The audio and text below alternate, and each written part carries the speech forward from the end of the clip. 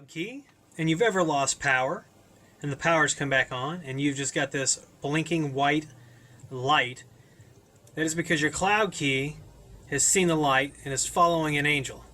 It's not really following an angel, but you probably can't access it. So let's talk about how we're going to fix that. Cabling. The lab is always in transition, whether I'm doing videos or whether I'm doing work for someone else. But our cloud key took a power outage on the 29th, and since then has been blinking this awesome white light. And no, it is not talking to angels. I just kind of made that up. But one thing that you're going to need here is your handy dandy reset tool, and you're going to take it, you're going to hold the reset, and I'm going to count 1 1000, 2 1000, 3 1000, 4 1000, 5 1000, 6 1000. You'll get a little bit of a different light flicker there, and then the light's going to go out. Now this guy is going to reboot, and the easiest thing to do with any cloud key that you purchase, see this is an SD card.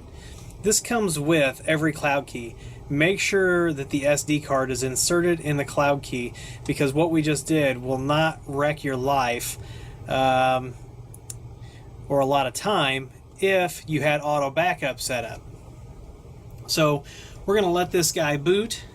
Not 100% sure how long that's going to take, but shouldn't be too long. I'm thinking just a few seconds. And you can see my fancy spacer here in between the 150 watt 8 port and the 60 watt, because this 60 watt, boy, she runs hot. And there's a Cisco switch hiding up there. There's an edge router light. There's an actual Synology unit that I accidentally won really inexpensively on eBay.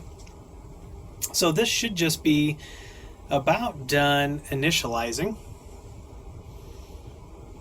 and then we'll be able to hop over to the computer and figure it out. So I'm actually going to pause it. Oh, no need to pause, because check it out. That's all I had to do was threaten to pause the video. Now we got a solid white light. So now this guy is ready to be found over on the computer.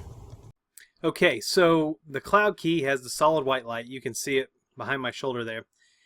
And now the whole trick to this whole thing is if you use the SD card, or any SD card, but Ubiquiti gives you an SD card. So had you taken the time to put the SD card in and set up auto backup, which we'll look at here when we get into the cloud key, this would be pretty painless. So this has to do with a database problem, and there are other ways to fix it.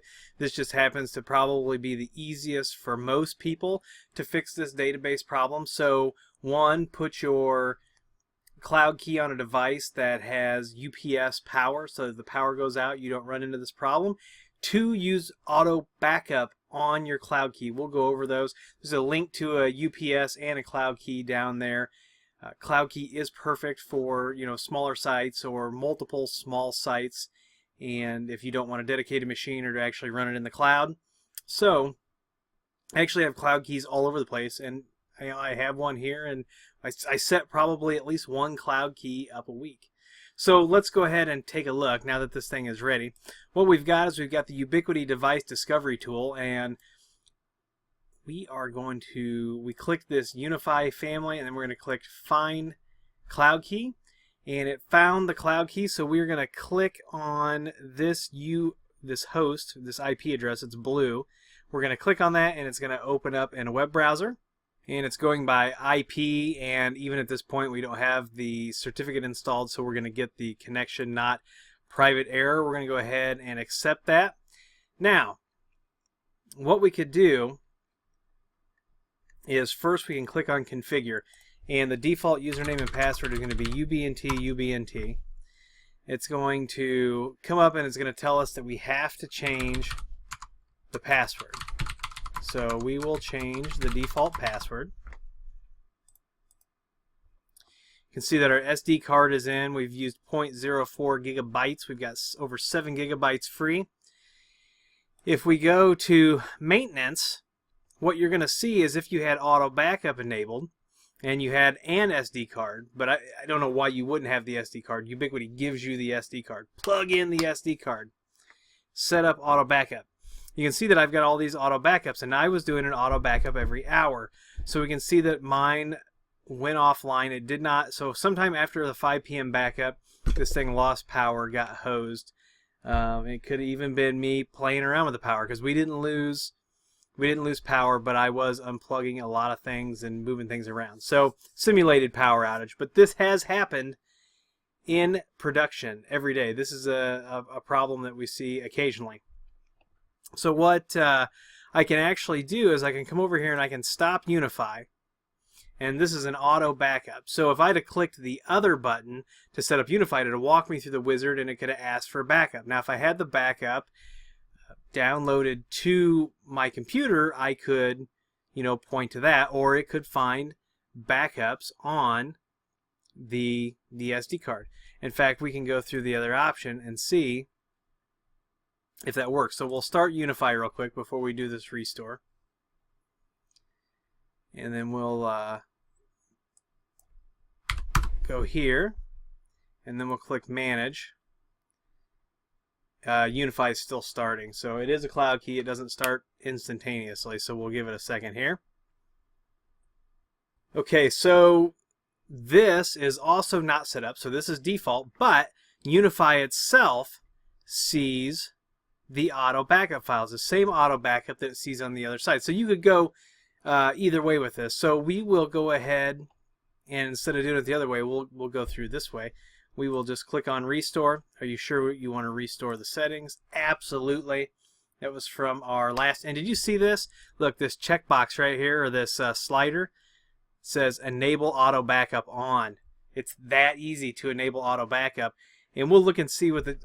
I don't know what the default is. I can't remember. I think it might be monthly.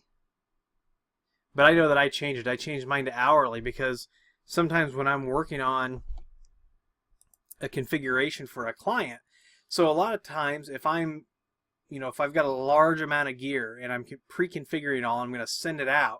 The cloud key is actually the controller that I will use here, and it could take me 20, 30, 40, 50 hours to get a big deployment done.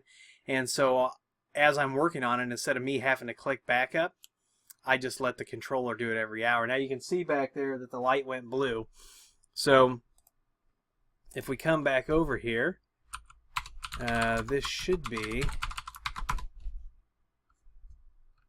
let's see.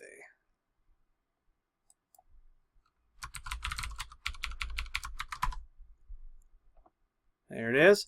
And so now we're back in business. This is exactly how I left the controller before I started messing with things and caused my database to get corrupted. It's got my devices. It's got all of the things that were in the backup. So if we go over to settings and pull up the settings,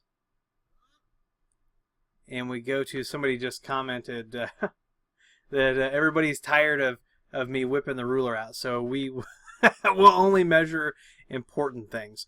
So under the controller, there's this auto backup, and you can see that I have mine set to backup every hour, 0 past the hour, with a maximum of 7 files, and I retain them for 30 days. And so for some reason, I'm thinking that it's monthly. If somebody knows, you can comment that down there.